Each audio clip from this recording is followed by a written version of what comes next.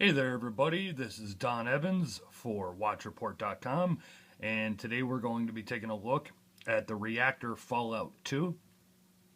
This new model is an upgraded version from the original Reactor Fallout, which was I believe, 40 millimeter size.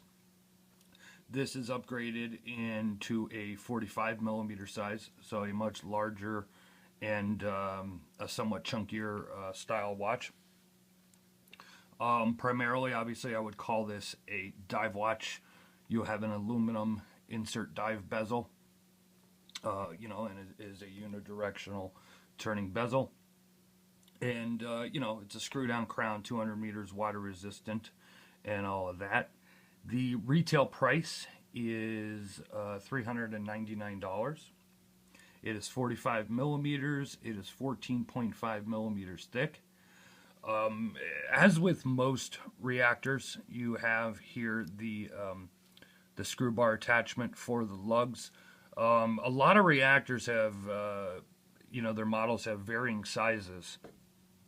Some of the sizes for the lug width are hard to replace with a strap, but a strap from Reactor. This one, though, the width in here is actually 24 millimeters. So if you wanted to take off the lug bars and replace it with some kind of leather or rubber strap, you can do that pretty easily. Let's take a look around the case here. One thing about Reactor watches, if you're not familiar with the brand, the watches are very solid. Everything is made out of forged stainless steel. The case back, as you can see, is raised up. It's a forged solid stainless steel case back. Everything, I hate to use this term, but everything is very, if you will, tank-like. I like to describe Reactor watches as being good-looking G-Shocks. And to all the G-Shock fans out there, I'm not trying to alienate anybody or anything like that. I know there are thousands upon thousands of people that love G-Shock watches. I used to wear them personally myself all the time in the kitchens and stuff like that. But I like to call these good-looking G-Shock watches, mainly because Reactor really tries and build a very, a very hard-use wristwatch, but one that still looks good, as opposed to, say, the rubber or plastic of a G-Shock. You're getting an all-metal watch here. It's built very solid. It's tested to withstand, water and drops and all that kind of stuff. So whether you're mountain biking, rock climbing, or you're in the ocean, the Reactor should be able to hold up to it. And more than that, and I don't want to sound like an advertisement for a Reactor, but they really do have some, just amazing customer service. If you call out to Reactor and you have a problem with your watch, send it back, they'll take care of it. If you need your battery replaced, if something happened to your bezel, you need extra links for your bracelet or whatever, a new strap, they'll really take care of you because they stand behind their product, which is something that, when you're purchasing a watch, and I don't care if you're purchasing a watch for $400, $200, or $4,000, it's good to know that the company stands behind their product. And they, of course, every company is in business to make money. But with Reactor, it seems like, yeah, they're in business to make money, but they're passionate about their brand, they're passionate about their company and what they do, and their customers are very important to them. So, with all that rambling said, you have this is the blue dial version, and it really is more of a midnight blue. Now, what I'm going to try and do here, and it's hard to see, but the outer dial part here actually has a texture to it. And I believe you could see it there in that light.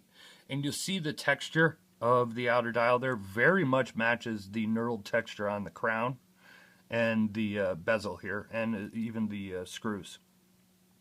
So they have matched a lot with the dial, with the bezel, with the screws, with the crown and everything.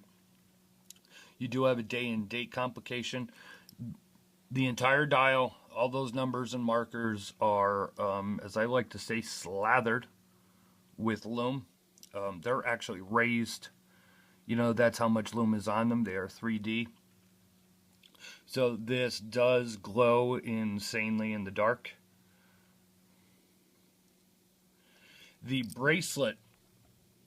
The bracelet is Panerai inspired. If you look at some of the new Panerai bracelets that have come out in the past couple of years, it's very reminiscent of that. It's also very reminiscent, if anybody is if you know about the EcoZilla, the Citizen EcoZilla and Suppa adapters, you'll see that Suppa Adapters has recently come out with a bracelet for the EcoZilla that is very similar as well. This is almost 5 millimeters thick.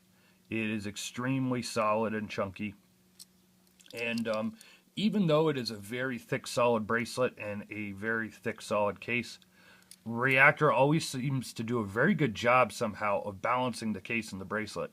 In recent years, I have become more of a leather strap wearer. I prefer to wear a lot of my watches on leather straps, and I choose the watches that I purchase to wear on a leather strap. Sometimes rubber as well. Because I've for the most part, I just like the lighter weight and the comfort. But this is like super comfortable on the wrist, and it really is. This weight is about offhand, I want to say about 230, 240 grams, which is not lightweight, but it doesn't feel as heavy as the specs listed at. And Reactor always seems to do a great job with that. You do have your standard flip-lock clasp. Even though this is a diver or diver inspired, it does not have a wetsuit extension there. But it does lock in place very nicely, and you have the push button clasp here. Got your Reactor name and logo right there as well. One of the things I always like to describe a lot of the Reactor styles as industrial looking. I'm not sure maybe if that's exactly the right term. That's what comes to mind when I look at them. They're just very industrial, very aggressive, hard use looking type of watches. And they definitely do have their own unique style compared to many other brands out there. This does have, this is a Miyota quartz movement. This is a K1 Cristerna crystal. Anybody that's not familiar with K1, it is more scratch resistant than mineral crystal. It is not as scratch resistant as sapphire crystal though. So keep that in mind. It is very, very, very impact resistant though. And because of that, that is why Reactor chooses to use it on majority of their models. They do have a couple of models with sapphire though. They are more of the higher end models.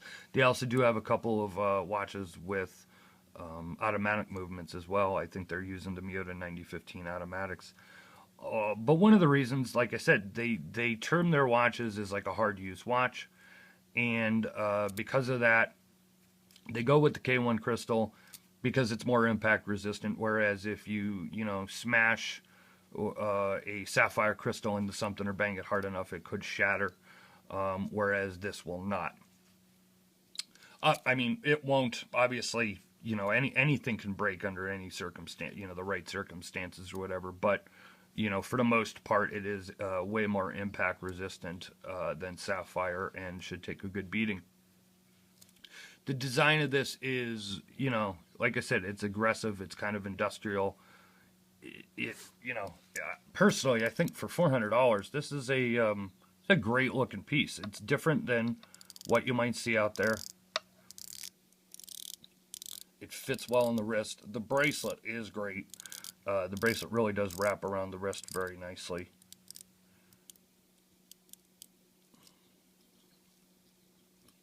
This also comes in an all PVD version. It's an all black version, and I think the dial on that one is black with hints of green. And there's also a rubber strap version of this as well. Please go to the full review on watchreport.com. There'll be a link down below in the description. You'll be able to see the wrist shots, you'll be able to see the loom shots, all the specs and much more info. You can, check out Reactor watches at reactorwatches.com. Leave a like or a comment here on YouTube. Make sure to subscribe to watchreport.com. This has been Don Evans and a look at the Reactor Fallout 2, and I'll be coming at you with another video review next week. Thank you very much.